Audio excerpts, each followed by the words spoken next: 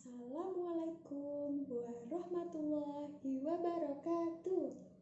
Perkenalkan, nama Ibu Nadia Arifika Putri. Ibu merupakan mahasiswa magang dari Universitas Ahmad Dahlan. Ibu sedang magang di SD Muhammadiyah Condong Catur. Di sini Ibu akan menyampaikan sebuah materi. Namun sebelum Ibu menyampaikan sebuah materi, marilah kita buka pembelajaran ini dengan membaca basmalah bersama-sama. Bismillahirrahmanirrahim.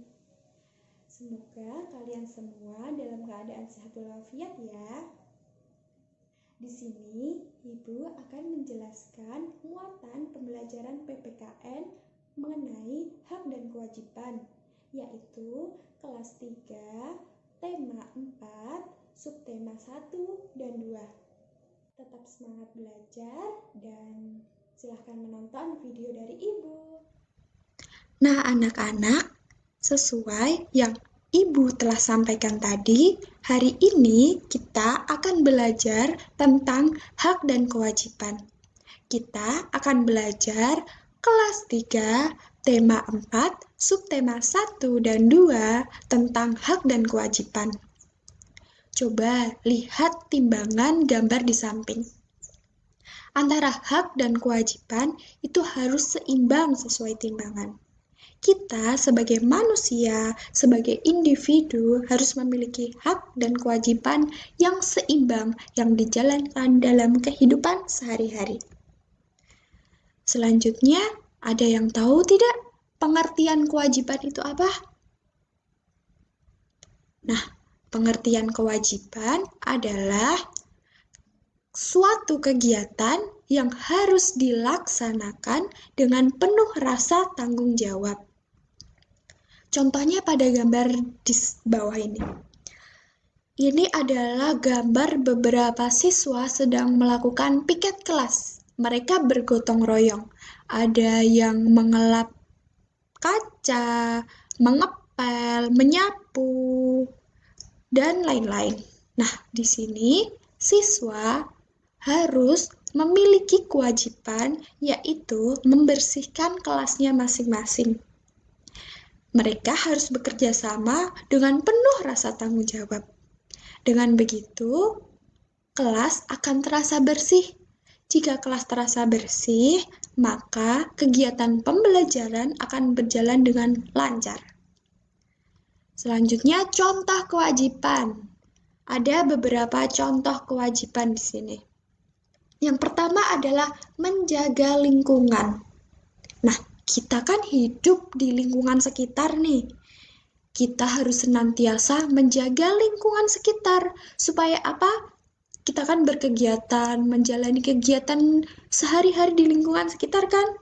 Nah, kalau lingkungan sekitar kita kotor, tidak sehat, maka badan kita juga tidak sehat. Maka kewajiban kita sebagai manusia adalah menjaga kebersihan lingkungan. Karena kebersihan itu adalah sebagian dari iman. Selanjutnya adalah menghormati orang lain, terutama orang yang lebih tua. Di sini orang yang lebih tua contohnya ada ayah, ibu, nenek, kakek, dan bapak ibu guru. Kita harus menghormati mereka sebagai orang yang lebih tua, menjaga kesopanan, menjaga tingkah laku kita. Selanjutnya adalah membantu sesama. Kita sebagai manusia, sebagai individu, sebagai umat muslim harus membantu sesama. Jika ada teman kita yang mengalami kesulitan, kita juga harus membantu. Selanjutnya adalah mematuhi peraturan yang ada. Kita harus senantiasa mematuhi peraturan yang ada. Supaya apa? Supaya semua berjalan dengan lancar, disiplin, tertib. Selanjutnya adalah ada hak. Apa sih itu hak?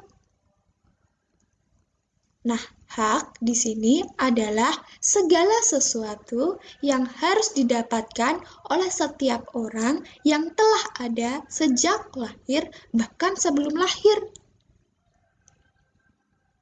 Di sini ada contohnya adalah hak asasi manusia. Hak asasi manusia adalah sebuah konsep hukum yang menyatakan bahwa manusia memiliki hak yang melekat pada dirinya karena ia adalah seorang manusia. Contoh hak asasi manusia sekarang. Contohnya jika manusia itu ada seseorang nih yang menjadi korban kekerasan, maka seseorang ini berhak untuk mendapatkan perlindungan, kasih sayang, kenyamanan, keamanan, baik dari keluarga, dari masyarakat sekitar, maupun dari pemerintah. Selanjutnya, apa sih itu contoh hak? Yang pertama, hak dalam menyampaikan pendapat. Dalam berorganisasi misalnya. Dalam berorganisasi, kita berhak menyampaikan pendapat. Namun, menyampaikan pendapatnya juga harus dengan kriteria. Dengan penyampaian yang sopan, tidak saling mengkritik, mencemooh, tidak saling mengejek. Kita harus menyampaikan pendapat dengan benar. Selanjutnya adalah hak untuk mendapatkan kasih sayang. Kita sebagai anak dari ayah, ibu, dari orang tua kita berhak mendapatkan kasih sayang dari mereka. Selanjutnya ada hak mendapatkan perlakuan hukum yang sama. Misalnya ada 2 orang nih. Yang satu adalah pejabat, adalah orang kaya. Misalnya orang kaya ya yang satu. Yang satu lagi adalah orang biasa, orang yang berkecukupan saja. Nah, mereka melakukan kesalahan. Jangan mentang-mentang yang satu ini kaya, dia tidak dihukum. Jadi, semua yang melakukan kesalahan berhak untuk mendapatkan hukum yang sama. Bukan berarti karena orang miskin maka dia yang dihukum. Jadi, orang miskin juga berhak mendapatkan perlakuan hukum yang sama dari pemerintah. Selanjutnya adalah hak mendapatkan pengajaran di sekolah. Kita sebagai siswa berhak mendapatkan pengajaran di sekolah yang disampaikan oleh guru, bapak ibu guru terutama.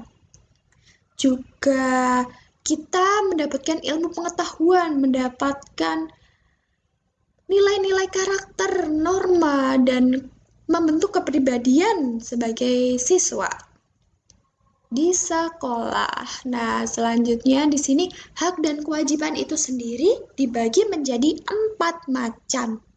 Yang pertama adalah hak dan kewajiban di rumah. Yang kedua adalah hak dan kewajiban di sekolah. Yang ketiga adalah kewajiban dan hak dalam bertetangga. Dan yang terakhir adalah kewajiban dan hak sebagai warga negara.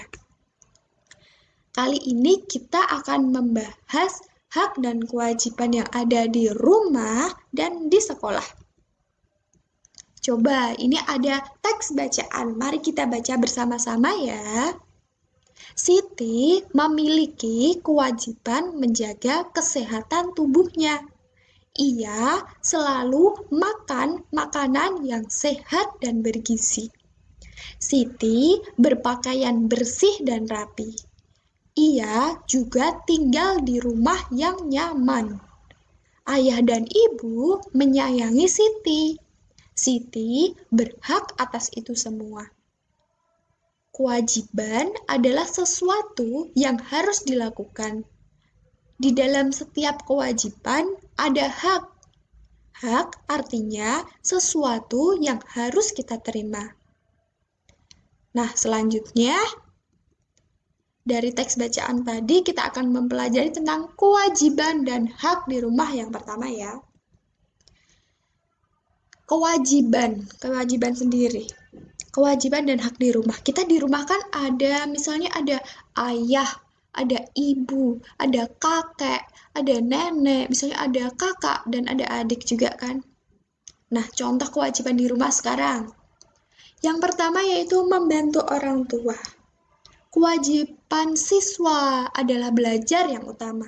Namun jika ada waktu senggang, jika ibu meminta tolong misalnya membelikan tepung, kita harus membantu orang tua. Ibu meminta tolong untuk mencuci piring, kita juga harus meringankan beban orang tua. Yang kedua adalah menjalankan perintah agama. Di rumah kita juga harus senantiasa menjalankan perintah agama. Contohnya sholat tepat waktu, terus ada puasa, dan lain-lain. Selanjutnya, apa ya contoh hak yang ada di rumah? Nah, hak yang ada di rumah contohnya yang pertama adalah mendapatkan kasih sayang dari keluarga.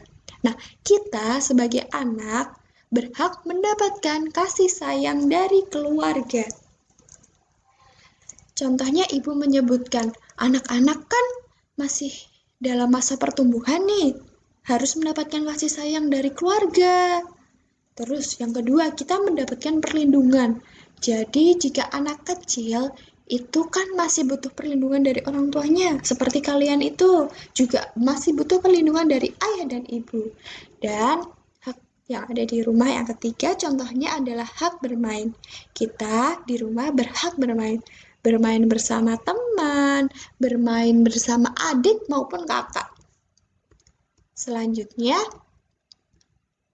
ini ibu menyajikan pertanyaan yang ada di buku. Nanti kalian isi ya di buku tulis masing-masing. Contohnya yang pertama, ini kan ada tabel tentang hak Siti. Nah, saran yang menunjukkan dari kewajiban itu apa? Contoh yang pertama, mendapatkan kasih sayang dari ibu. Maka kewajiban kita adalah menyayangi ayah dan ibu. Yang kedua ada mendapatkan perawatan dari ibu. Nah, kalian nanti mengisi isian ini di buku masing-masing ya. Selanjutnya yang kedua, ada kewajiban dan hak di sekolah. Coba ibu tanya, apa sih itu sekolah? Nah, sekolah di sini adalah tempat anak-anak, siswa, kalian semua agar belajar untuk mendapatkan banyak sekali ilmu pengetahuan. Di sekolah, anak-anak bertemu guru dan teman-teman sebayanya. Lalu, contoh kewajiban di sekolah apa ya? Yang pertama, bertanggung jawab atas kebersihan lingkungan sekolah. Sesuai dengan gambar yang di awal tadi, kita juga harus menjaga kebersihan lingkungan sekolah supaya pembelajaran dapat berjalan lancar.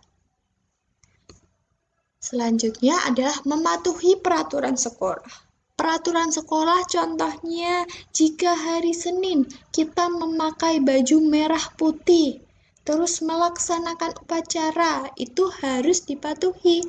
Tata tertib supaya kita semua disiplin, tertib, dan bertanggung jawab. Sekarang hak di sekolah. Apa ya contoh hak di sekolah? Nah, yang pertama, dapat menggunakan fasilitas sekolah. Jadi, sebagai siswa, kita dapat menggunakan fasilitas di sekolah.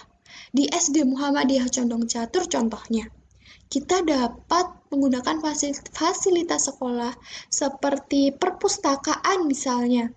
Kita dapat membaca buku di sana, mencari ilmu-ilmu baru, mencari hal-hal baru. Selanjutnya adalah berhak mendapatkan bimbingan dari guru dalam pembelajaran di sekolah. Dalam pembelajaran di sekolah, kita berhak mendapatkan bimbingan dari guru.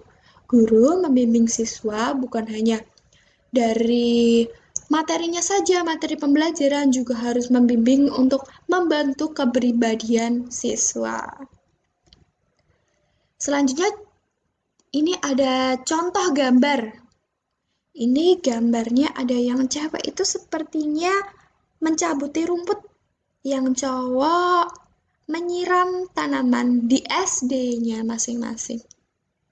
Nah, Nanti kalian menuliskan di buku ya. Gambar di samping itu menunjukkan hak atau kewajiban ya. Terus, jika hak, tuliskan pendapatmu. Haknya tuh apa?